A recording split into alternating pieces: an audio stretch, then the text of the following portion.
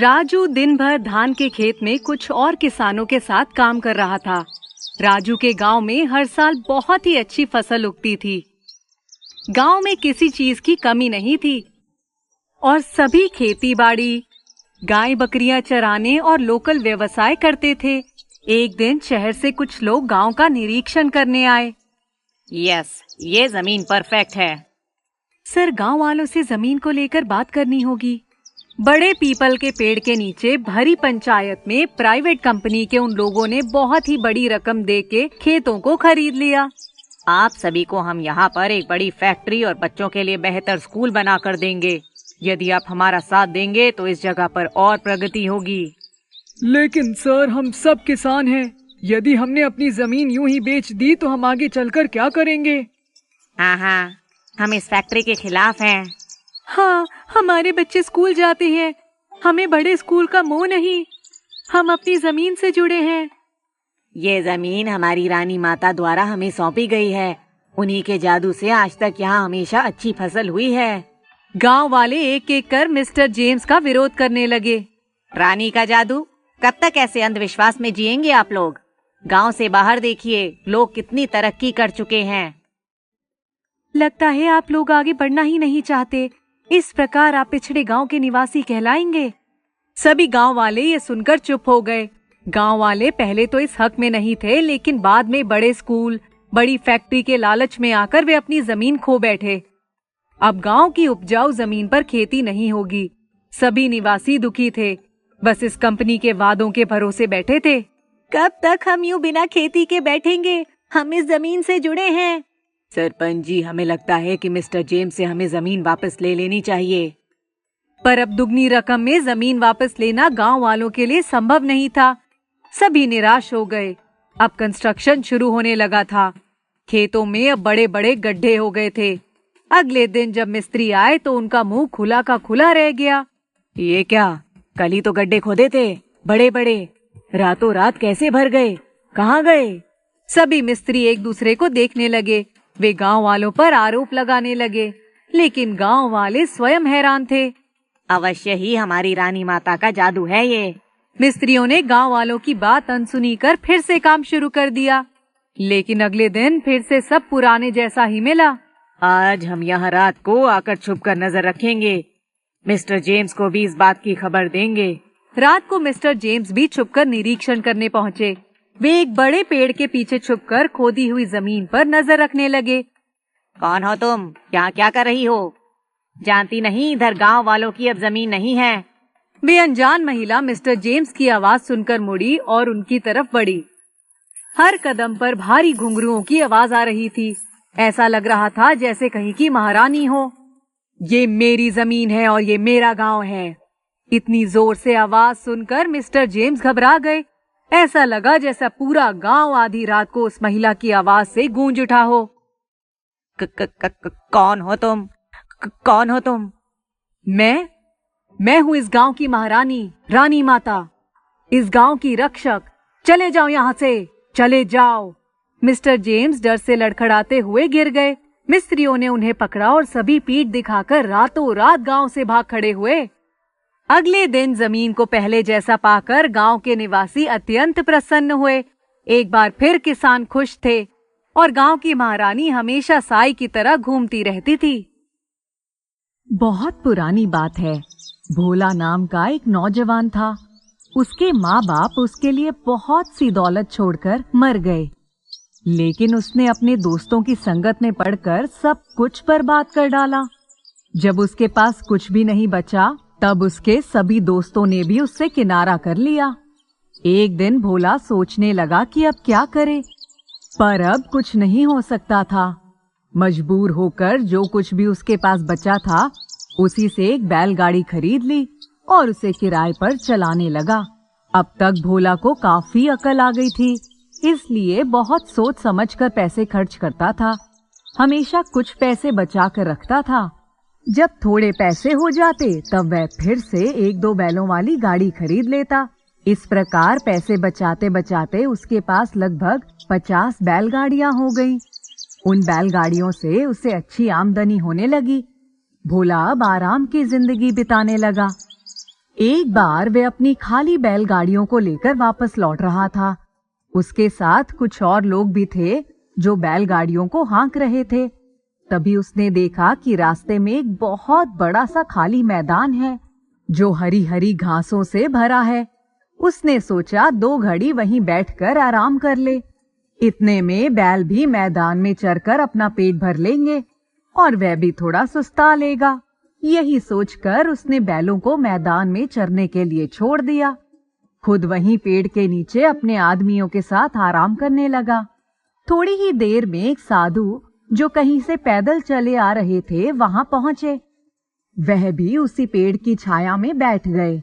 दोनों में बातचीत हुई। फिर भोला ने खाना निकाला, खुद भी खाया और साधु को भी खिलाया। साधु बहुत खुश हुए। उन्होंने बड़े दिनों के बाद घर का बना खाना खाया था। साधु चुपके से भोला के कान में बोले, यहाँ से कुछ ही दूर पर एक जगह है जहाँ एक छिपा हुआ खजाना दफन है। उसमें इतनी दौलत है कि तुम सारी बैलगाड़ियों पर लाद दो तब भी वो खजाना खत्म नहीं होगा। ये सुनकर भोला बहुत खुश हुआ। उसने साधु से कहा, आप तो पहुंचे हुए महात्मा हैं। ईश्वर से आपका मन लगा हुआ है, इसलिए आपको उस खजाने से क्या लेना देना। मैं ठहरा एक दुनियादार आदमी। आप मुझे खजाने का पता बता दीजिए। मैं अपनी बैलगाड़ियों को वहां ले जाऊंगा और उन पर वह खजाना लाद कर ले आऊंगा। अगर आपका जी चाहे तो उस दौलत में से एक बैलगाड़ी भर के दौलत आप भी ले लीजिएगा। मैं खुशी खुशी आपको उपहार में दे दूंगा। ये बात उसने कह तो दी, लेकिन उसका मन अंदर ही अंदर उसे कोस रहा था कि बेकार में एक बैलगाड़ी भरी दौलत उसे देने का वादा कर लिया। ये साधु उस दौलत का क्या करेंगे? लेकिन वे साधु भी बहुत अजीब थे। वे बोले, वाह, एक बैलगाड़ी भरी दौलत के लिए मैं तुम्हें उस खजाने का पता क्यों बताऊं? तुम मेरे साथ खुद बैलगाड़ियां लेकर चलो। वहां से सारी दौलत बैलगाड़ियों पर लद जाएगी। उन 50 गाड़ियों में से आधे मेरे और आधे तुम्हारे। मुझे आश्रम बनवाना है। अगर तुम्हें ये शर्त मंजूर है तो ठीक है, नहीं तो मैं अपना रास्ता पकड़ता हूँ। भोला ने सोचा 50 गाड़ियों पर भली दौलत भी कुछ कम नहीं होती। मेरी 7 पुश्तों के लिए भी काफी होंगी। इसलिए वह फौरन राजी हो गया। भोला साधु के साथ चल पड़ा। थोड़ा सफर करने के बाद वे पहाड़ियों के पास पहुंचे। आगे जाने का रास्ता बहुत ही संकरा था, इसीलिए बैलगाड़ियों को कतार बांधकर ले जाना पड़ा।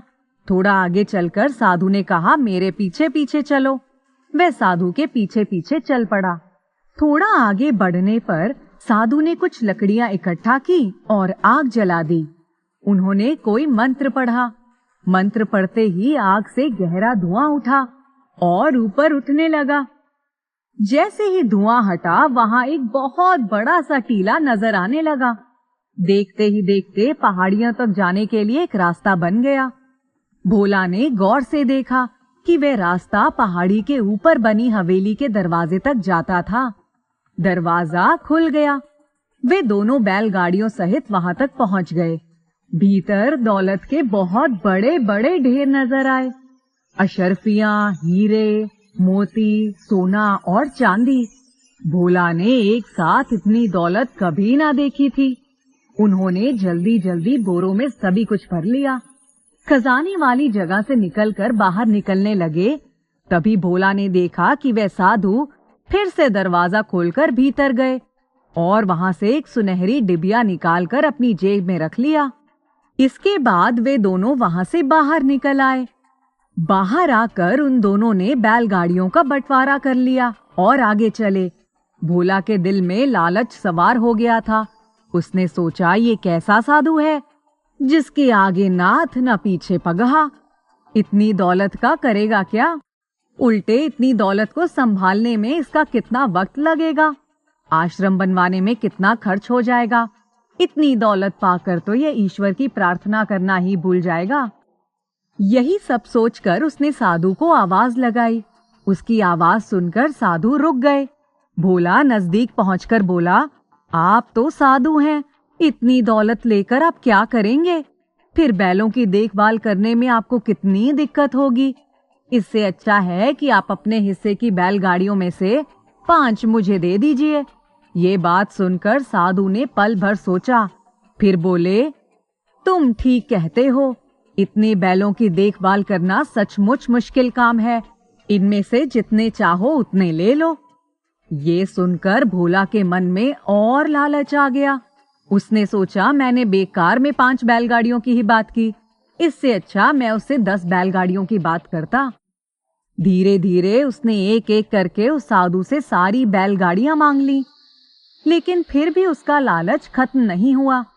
उसने साधु से कहा, अब जो सुनहरी डिबिया आपने अपनी जेब में रखी थी उसमें क्या है? तब उस साधु ने बताया कि उसमें एक ऐसा द्रव्य जिसको अगर कोई अपनी बाई आंख में लगा लेगा तब उसे आसपास जहां कहीं भी खजाना होगा दिखाई पड़ जाएगा। अगर दाहिनी आंख में लगाएगा तब वह जीवन भर के लिए अंधा हो जाएगा। भोला का लालच और बढ़ गया और उसने कहा, आपको इस डिबिया की क्या जरूरत है? ये भी मुझे दे दीजिए, मैं संसारी आदमी हूँ।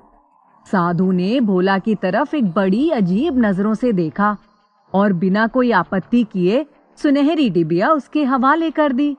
जैसे ही भोला ने डिबिया में से वे द्रव्य निकालकर बाईं आंख में लगाया, उसे वहां आसपास जितने भी खजाने थे सब दिखाई पड़ने लगे। उसकी आंखें चुंधिया गईं।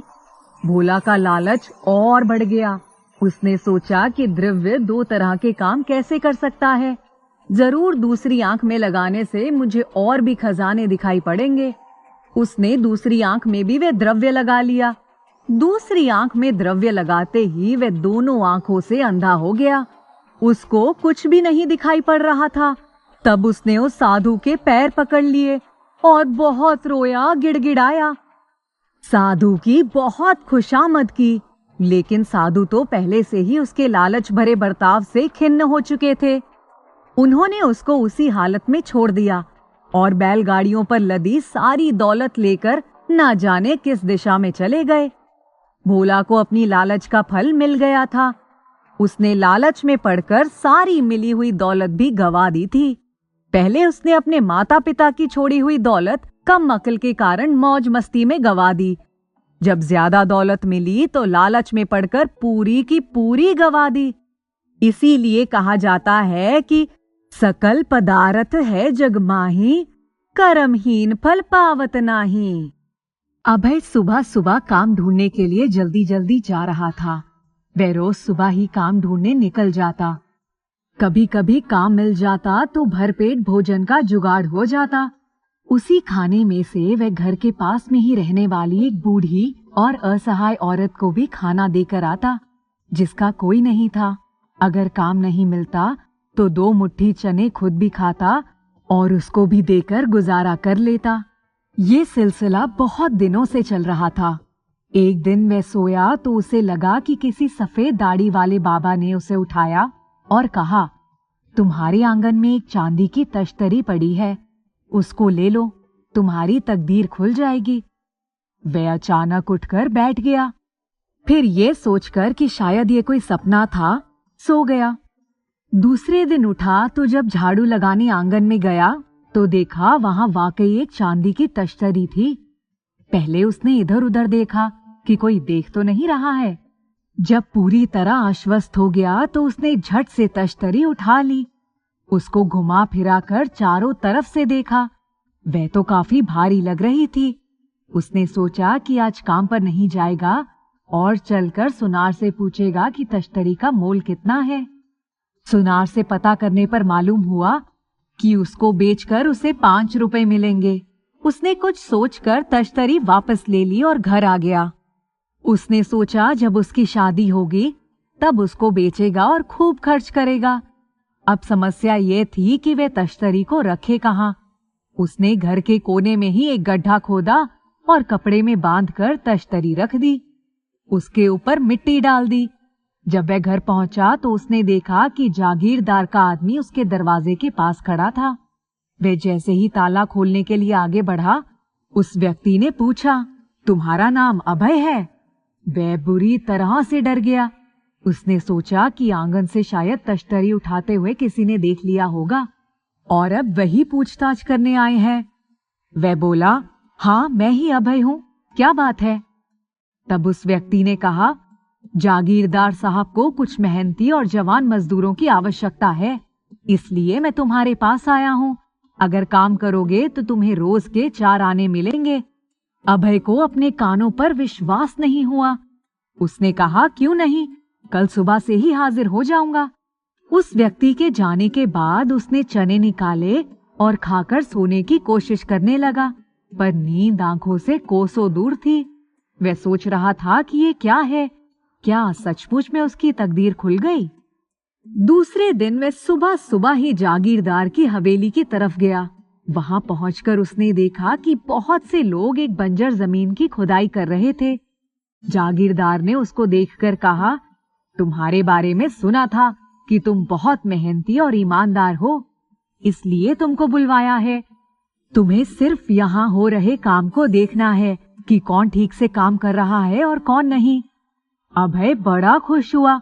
वह काम पर लग गया।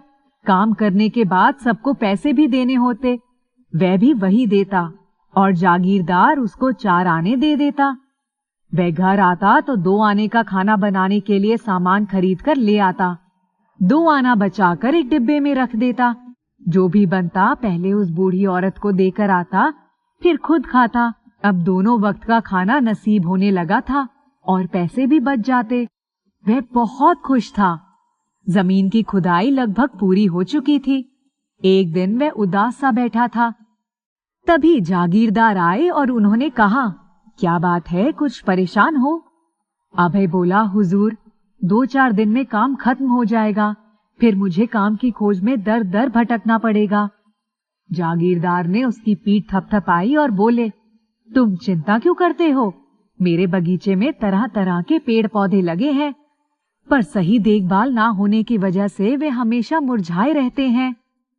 अब से तुम हमारे बाग बगीचों की देखभाल में लग जाओ, तुम्हें 8 आने मिलेंगे। अभय की खुशी का ठिकाना ना रहा। उस दिन वह जब घर आया तो कुछ मिठाई भी ले आया और सबसे पहले उस बूढ़ी औरत को खिलाया, फिर खुद खाया। बूढ़ी औरत आजकल दोनों वक्त का खाना खाकर थोड़ा चलने फिरने लायक हो गई थी। एक दिन जब वह बगीचे में पेड़ पौधों को पानी दे रहा था, तभी उसने देखा कि एक पेड़ की खोखल में से थोड़ी रोशनी आ रही है और कुछ अजीब सी आवाज आ रही है। वह कुल्हाड़ी लेकर पेड़ की जड़ को खोदने लगा। तभी उसकी नजर एक सोने के कलश पर पड़ी, जिसके ऊपर एक नाग फन निकाले बैठा था। उसके चारों तरफ जुगनुओं का झुंड घूम रहा था। ये सब देखकर वह पसीने पसीने हो गया। वह हिम्मत करके जैसे ही भीतर गया, तभी एक भारी भरकम आवाज सुनाई पड़ी, ये कलश बहुमूल्य रत्नों से भरा है, लेकिन ये उसी को मिलेगा जिसके हाथ से ये नाग दूध पी लेगा। अभय ने सोचा, ये बगीचा तो जागीरदार का है। वह सोचने लगा, इस पर तो उन्हीं का अधिकार होना चाहिए। मैं उनको अभी जाकर सब कुछ बताता हूँ। अभय पसीने से तरबतर जागीरदार के पास आया और जो कुछ देखा वह सुना था सब कुछ बता दिया। जागीरदार ने कहा, इसके पहले तो मुझे आज तक किसी ने ये बात नहीं बताई, चलो देखता हूँ। जागीरदार जब वहां पहुंचे तो उन्होंने देखा, वाकई वहां एक सोने का कलश था जिस पर नाग फन निकाले बैठा था। जागीरदार तुरंत एक बड़े कटोरे में दूध लेकर आए और उस नाग के सामने रख दिया, परंतु उस नाग ने तो मुंह ही नहीं लगाया।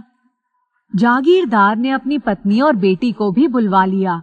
सबने दूध का कटोरा उसके सामने रखा, पर नाग ने दूध की तरफ देखा भी नहीं। जागीरदार ने अनमने मन से अभय से कहा, जरा तुम भी देखो। अभय ने जैसे ही टोकरा बढ़ाया, नाग ने झट से कटोरे में मुंह लगा दिया और सारा दूध पीकर एक तरफ सरक गया। जागीरदार का पूरा परिवार आश्चर्य से ये सब कुछ देख रहा था। अभय डर गया। उसने कहा, हुजूर अब क्या करें?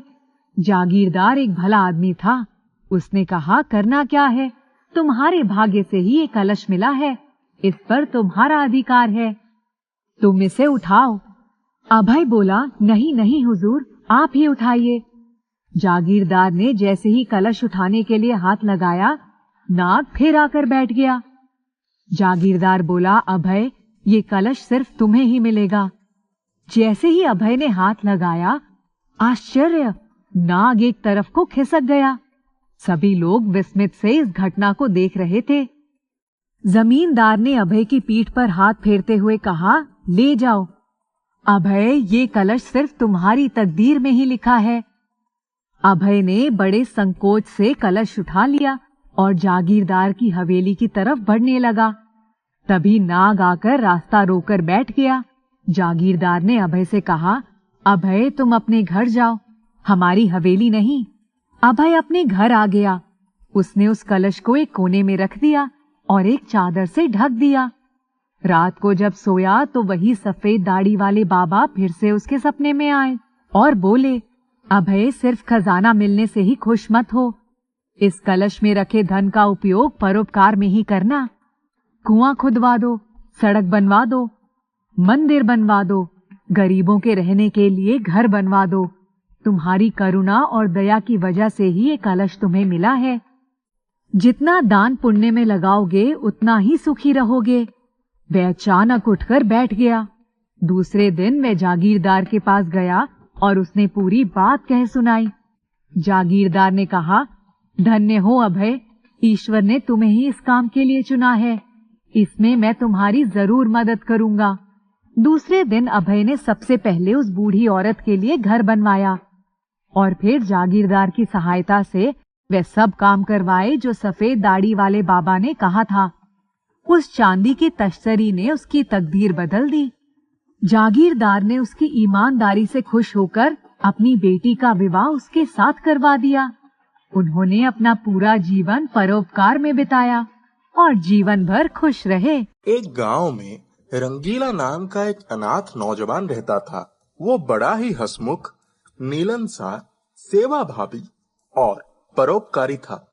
इसलिए उसका नाम लोगों ने रंगीला रख दिया था।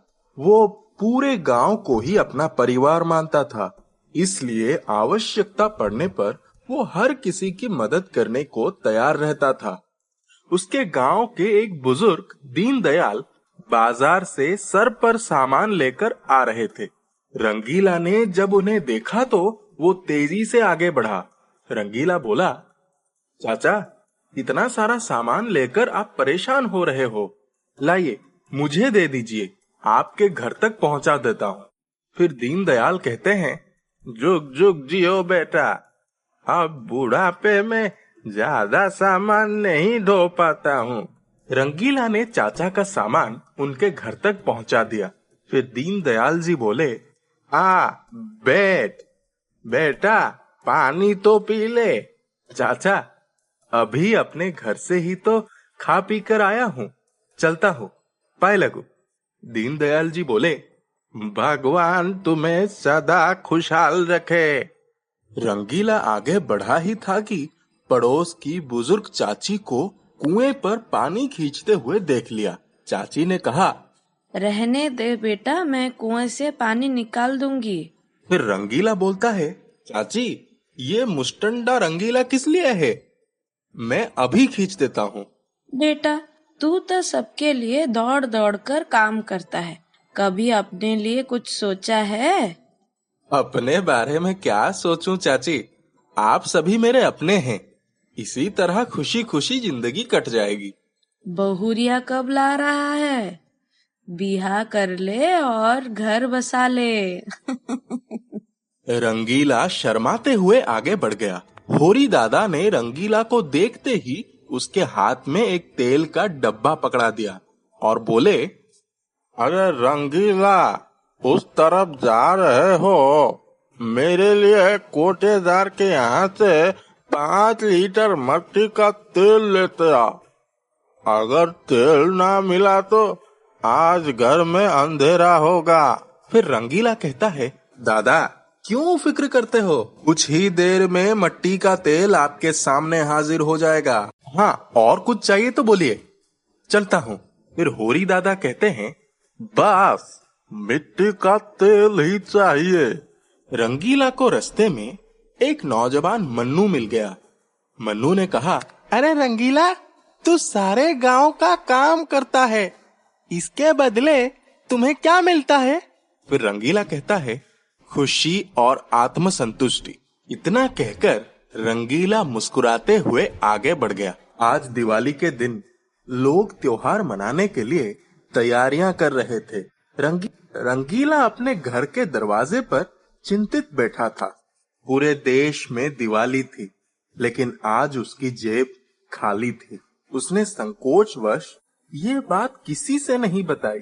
सबके दुख दर्द में काम आने वाला रंगीला आज खुद अपने ही दुख में बदरंग हो चुका था। इतने में मन्नू उसके पास आ गया और बोला, क्या बात है रंगीला, आज तुम्हारे चेहरे का रंग कुछ फीका फीका लग रहा है। दिवाली की तैयारियां कैसी चल रही है? फिर रंगीला कहता है, अकेले के लिए क्या तैयारी करना, दिया जला लूंगा, दिवाली मना लूंगा। तुम्हारे तो मजे हैं। चाचा जी ने काफी मिठाइयाँ और पटाखे लाए हैं। मस्त मजे से मिठाई खाओ और खूब खुशी से पटाखे जलाओ। फिर मन्नू ने कहा, चलता हूँ, फिर मिलेंगे। रंगीला बेमन से उठा और जंगल की तरफ चल पड़ा। उसे अपना गुजरा जमाना याद आ रहा था। वो पटाखे और मिठाइयाँ याद आ रही थी। मन खिन्न हो गया। वो मुंह लटकाकर बड़े बरगद के पेड़ के नीचे बैठ गया। बूढ़े बरगद पेड़ पर बैठा हुआ एक भूत उसे देख रहा था। वो एक साधु के रूप में आकर रंगीला के सामने खड़ा हो गया और बोला, क्या बात है बेटा, बहुत उदास दिखाई दे रहे हो।